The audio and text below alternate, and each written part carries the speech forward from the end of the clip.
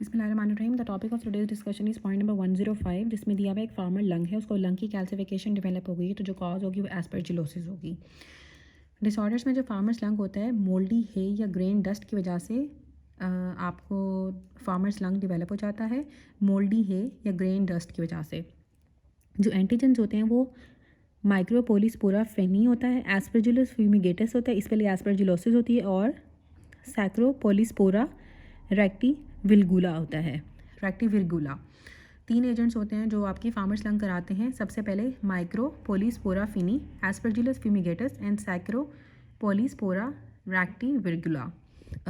जो birds fancier lung होता है, ये बर्ड्स के जो एक्सक्रीटा होते हैं, एवियंस के एक्सक्रीटा की वजह से होता है, या प्रोटीन्स और फेदर्स की वजह से आपको बर्ड्स फैंसियर लंग हो जाता है।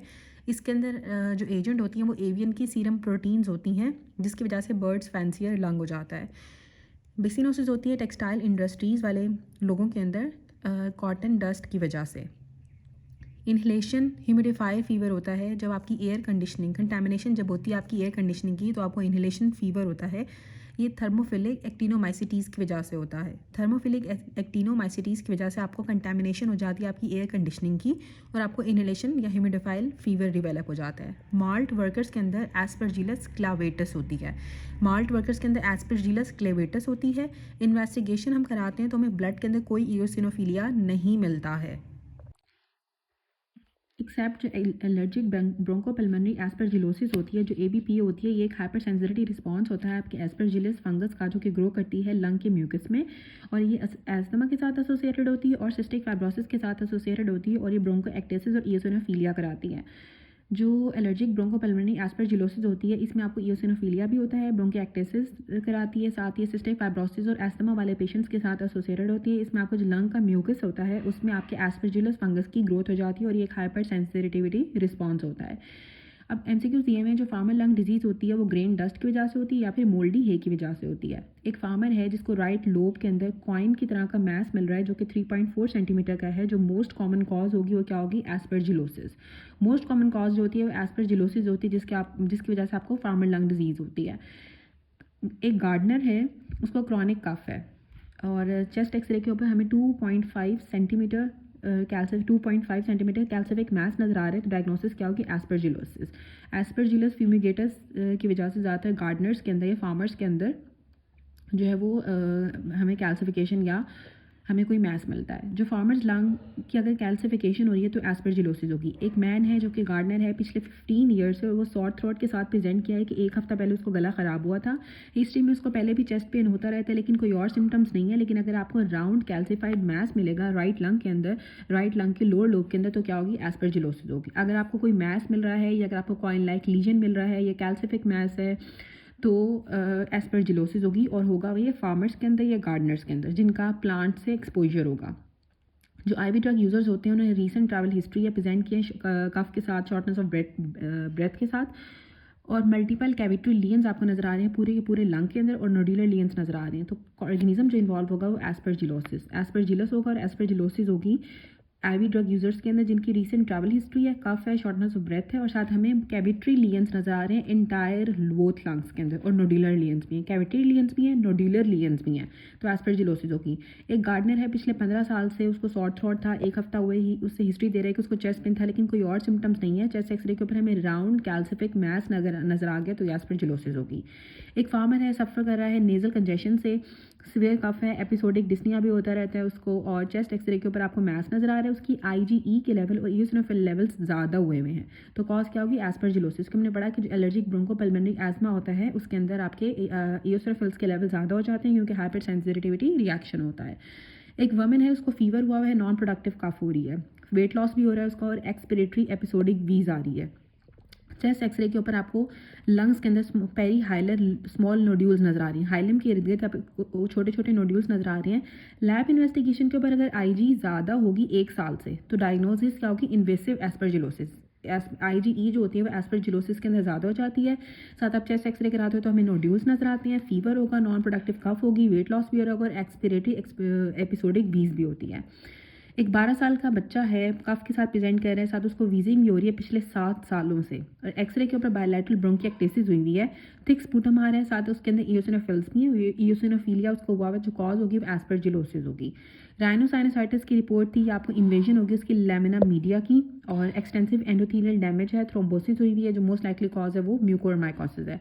म्यूकोरमाइकोसिस के अंदर राइनोसाइनोसाइटिस सबसे ज़्यादा होता है, और साथ इसमें लैमिना मीडिया की इन्वेजन हो जाती है, एंडोथीलियम का बहुत ज़्यादा डैमेज होता है, और थ्रोम्बोसिस होती है म्यूकोरमाइकोसिस के अंदर। एक पेशेंट आया, कंप्लेन कर रहा है चेस्ट पेन होगा, उसको पास्ट हिस्ट्री है कि वो टेक्सटाइल मिल में काम करता था, तो टेक्सटाइल मिल वालों को ये कॉटन डस्ट की वजह से बिसिनोसिस होती है। बिसिनोसिस जो होती है वो टेक्सटाइल इंडस्ट्री वाले में कॉटन डस्ट की वजह से होती है। फार्मर लंग जो होता है वो किस माइक्रो ऑर्गेनिज्म की वजह से होता है? मेन कॉज जो है फार्मर लंग की वो माइक्रोपोलिस्पोरा फेनी होती है। मेन कॉज माइक्रोपोलिस्पोरा फेनी होती है, और वैसे जो मोस्ट कॉमन है वो आपकी एस्परजिलोसिस, वही एस्परजिलोस होती है।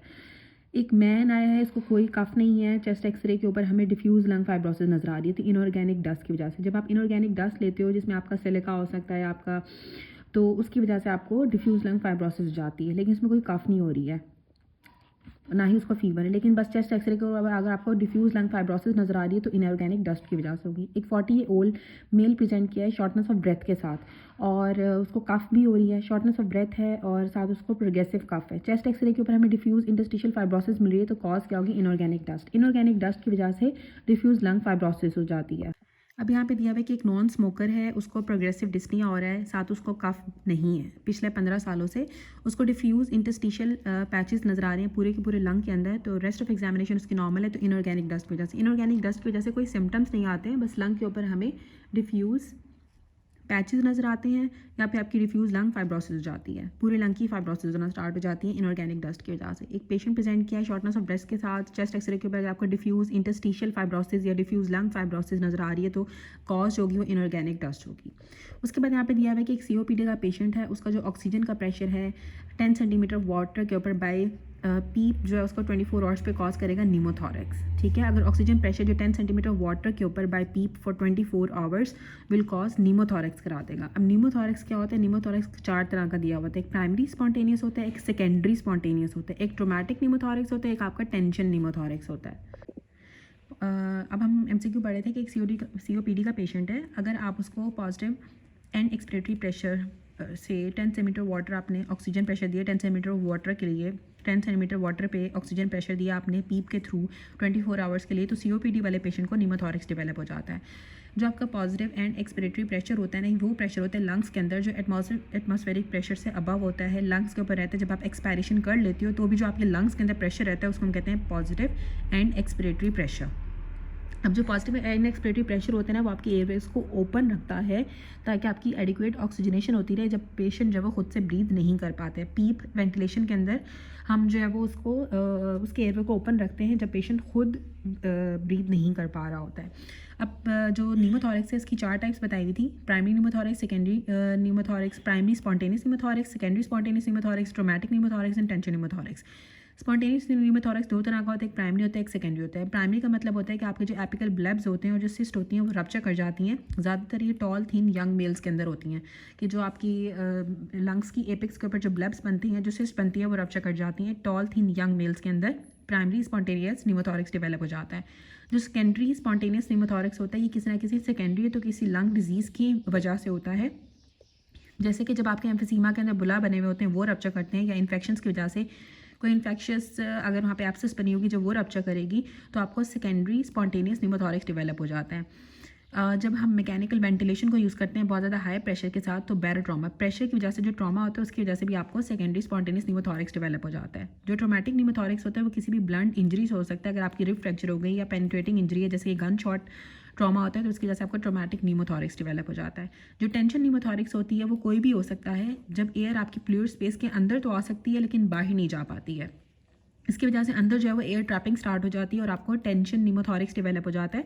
और ट्रेकिया जो होती है वो अफेक्टेड लेंस से ऑपोजिट साइड के ऊपर डेविएट कर जाती है, ट्रेकिया अवे करेगी आपके अफेक्टेड लंग्स से टेंशन नीमोथोरेक्स ने। टेंशन न्यूमोथॉरिक्स में। अब एक पेशेंट है जिसको शॉर्टनेस ऑफ ब्रेथ हो रही है, एग्जामिनेशन की आपने ट्रेकिया की तो ट्रेकिया उसकी लेफ्ट साइड पे शिफ्ट हुई हुई थी और एब्सेंट ब्रेथ साउंड थी राइट साइड पे, मतलब उसका जो डिजीज लंग है वो राइट साइड वाला है और ट्रेकिया उसकी ऑपोजिट साइड पे मूव की हुई है और हाइपर रेजोनेंट परकशन नोड आता है राइट साइड के ऊपर। जब हाइपर रेजोनेंट होगा तो इसका मतलब है कि न्यूमोथॉरिक्स है, एयर आ गई अंदर। जब एयर ज़्यादा आती है तो रेजोनेंस ज़्यादा हो जाती है, तो हाइपर रेजोनेंट परकशन नोड हमें मिलता है। तो ट्रीटमेंट डिजीज़ क्या होगी, न्यूमोथॉरिक्स, या मोर प्रिसाइजली आपको क्या हो सकता है, टेंशन न्यूमोथॉरिक्स भी हो सकता है। एक मैन आया है जिसको हाइपरबैरिक ऑक्सीजन आपने दी, मतलब हाई परसेंटेज आपने ऑक्सीजन दी 24 आवर्स के लिए। हाइपरबैरिक ऑक्सीजन दी 24 घंटे के लिए, उसको शॉर्टनेस ऑफ ब्रेथ डिवेलप होगी और फिर रिस्पिरेटरी डिस्ट्रेस में चला गया। तो कॉज क्या होगी, स्पॉन्टेनियस न्यूमोथॉरिक्स। हमने पढ़ा कि जब हम ज़्यादा प्रेशर पे ऑक्सीजन देते हैं 24 घंटे के लिए तो उसकी वजह से भी स्पॉन्टेनियस न्यूमोथॉरिक्स डिवेलप हो जाता है। जैसे यहाँ पे लिखा हुआ था, जब आप मैकेनिकल वेंटिलेशन हाई प्रेशर के ऊपर देते हो तो प्रेशर की वजह से ट्रॉमा होता है और आपको स्पॉन्टेनियस न्यूमोथॉरिक्स डिवेलप हो जाता है। अब एक पेशेंट है जो इमरजेंसी डिपार्टमेंट में आया है जिसको शॉर्टनेस ऑफ ब्रेथ हो रही है, शार्प चेस्ट पेन है, शदीद उसके चेस्ट में पेन हो रहा है, साथ उसको शॉर्टनेस ऑफ ब्रेथ भी है।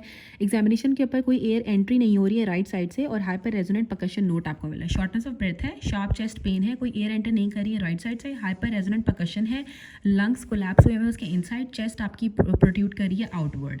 चेस्ट एक्सरे के ऊपर टेकिया शिफ्ट हुई है लेफ्ट साइड के ऊपर, तो इसको क्या होगा डायग्नोसिस में, राइट साइडेड न्यूमोथॉरिक्स। ठीक है, जिस साइड पे डिजीज होगी उस साइड पे ही आपको न्यूमोथॉरिक्स होगा। परकशन जो उसकी हाइपर रेजोनेंट आ रही है वो राइट साइड पे आ रही है, ट्रेकिया ऑपोजिट साइड के ऊपर मूव कर जाती है, जो लंग्स होते हैं वो इनवर्ट कोलैप्स कर जाते हैं और चेस्ट आपकी आउटवर्ड चली जाती है क्योंकि एयर आ गई है आपके लंग्स और आपकी चेस्ट के दरमियान में, तो ये राइट साइडेड न्यूमोथॉरिक्स होगा।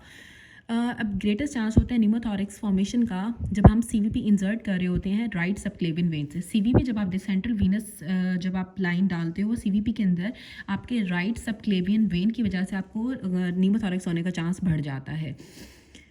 जो प्लूरा रप्चर करती है ना न्यूमोथॉरिक्स के अंदर, उसकी वजह से आपका जो लंग होता है उसमें इनवर्ड लंग कोलैप्स होता है और आउटवर्ड चेस्ट वॉल स्प्रिंग करती है। उसके बाद जो आपका एक मैन था उसको हाइपरबैरिक ऑक्सीजन दी आपने 24 घंटे के लिए और उसको शॉर्टनेस ऑफ ब्रेथ डिवेलप हो गई, साथ उसको डिस्ट्रेस डिवेलप हो गया, रिस्पायरेटरी डिस्ट्रेस। तो कॉज क्या आती है, स्पॉन्टेनियस न्यूमोथॉरिक्स, कि उसको प्रेशर की वजह से ट्रॉमा हो गया।